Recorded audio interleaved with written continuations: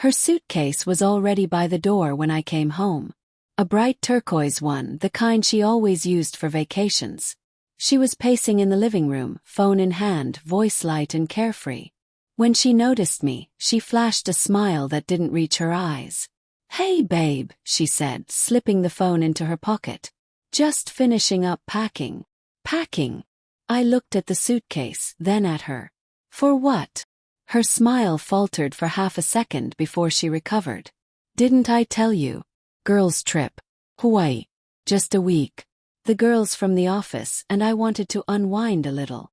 No, she hadn't told me. Not a word.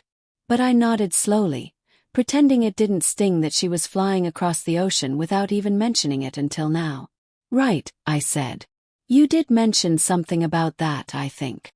She brightened, maybe relieved. "It'll be good for me. Plus, just a little time apart." Time apart. The phrase settled uneasily in my stomach. I wanted to ask why we suddenly needed that. Instead, I forced a smile and said, "Sure. You deserve a break." She kissed my cheek, light and quick, like she was kissing a friend goodbye. Then she grabbed her suitcase and left before I could even offer to drive her to the airport. That night, the house was too quiet. I opened the fridge, found her favorite bottle of white wine still sitting there unopened, and realized she hadn't even taken a glass before she left. I scrolled through her Instagram. Nothing. No story, no post. She always documented everything, from coffee art to sunsets. I told myself I was being paranoid. But something felt off. 2 days later I saw it.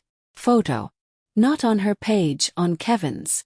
Kevin, her coworker. The one she swore was just a nice guy. The one she'd laughed about over dinner once, saying, "He's harmless, trust me." The photo was on his story, tagged at a beach resort in Maui. A group of people stood around a bonfire, drinks in hand. But my eyes went straight to her, standing beside him, his arm low around her waist, fingers barely visible but there. The caption read, "Best team ever. #Island Nights." My throat went dry. I replayed it over and over, zooming in, trying to tell myself it wasn't what it looked like. Maybe someone else's hand. Maybe just perspective. Then another photo appeared the next day. This time, it was her laughing in the ocean, splashing him. The kind of laugh I hadn't heard from her in months. That's when something in me snapped. I waited until nightfall, until the quiet of the house turned heavy again. I sat on the edge of our bed, the phone screen glowing in my hand.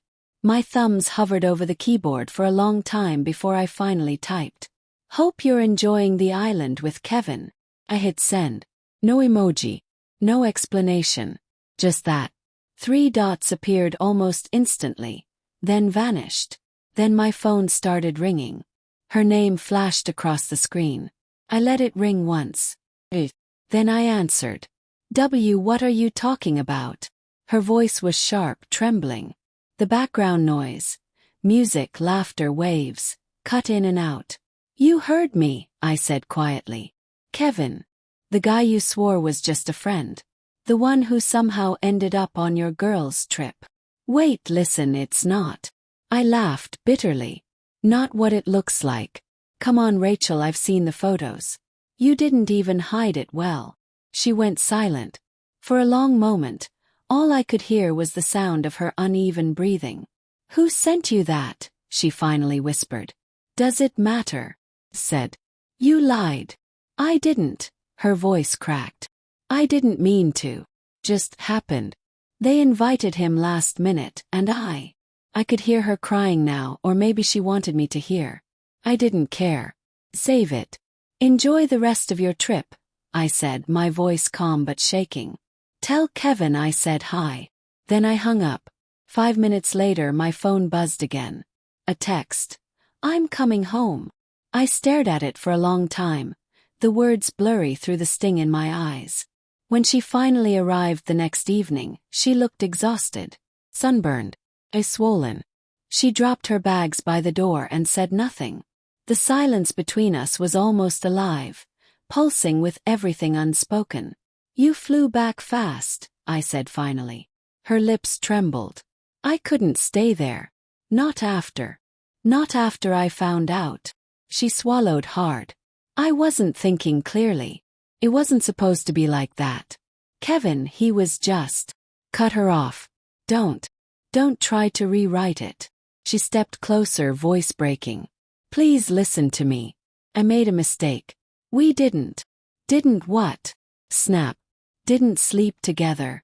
Didn't fall for him. Because from where I'm standing, it looks like you already left me the moment you boarded that plane. Her eyes filled with tears. I didn't fall for him. I just felt seen for a while. You've been so distant lately. So cold. The words hit harder than I expected. Because she wasn't entirely wrong. I had been distant.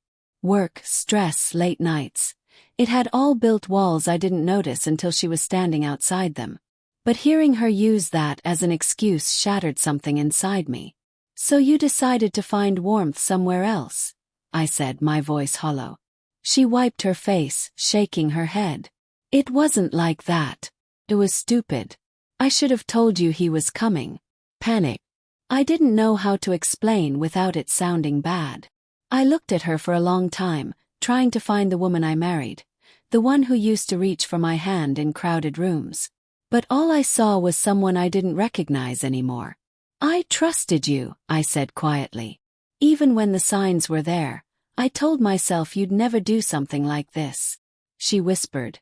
I didn't mean to break us. But you did. She sank onto the couch, burying her face in her hands. What do I do now? I didn't have an answer. For days, the house became a battlefield of silence. She tried to talk. I ignored her. She cooked, I threw it out. Every reminder of her felt poisoned. Then one morning, I found a note on the kitchen table. I'm giving you space. I'll stay at my sister's until you decide if there's anything left to save.